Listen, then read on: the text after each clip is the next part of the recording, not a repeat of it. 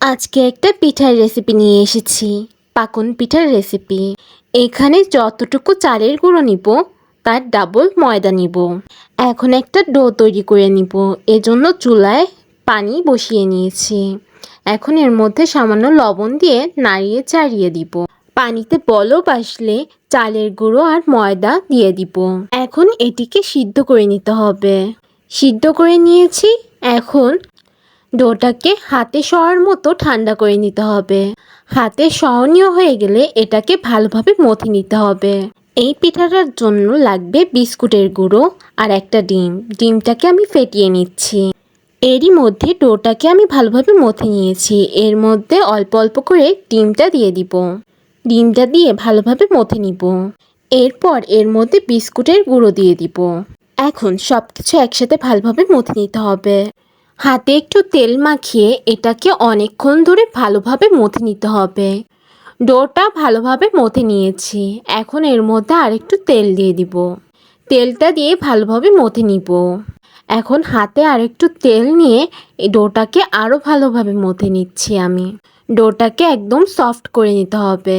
এখন এটা থেকে ছোট ছোট করে এভাবে লেচি কেটে নিব।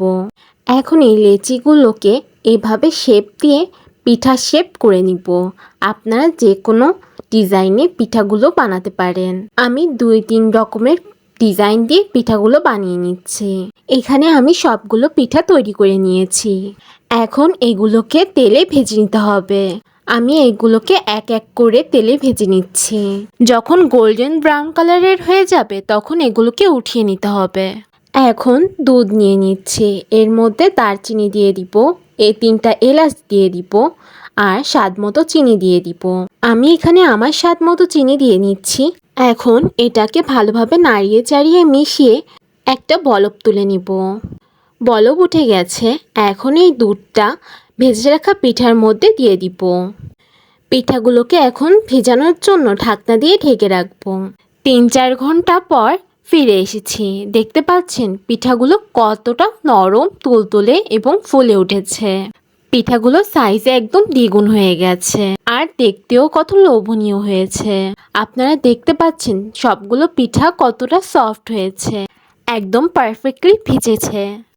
আমার এই রেসিপি ফলো করলে আপনাদের পিঠাও এরকম নরম, তুলতুলে এবং মজার হবে। আজকের মতো এই পর্যন্তই। সবাইকে আল্লাহ হাফেজ।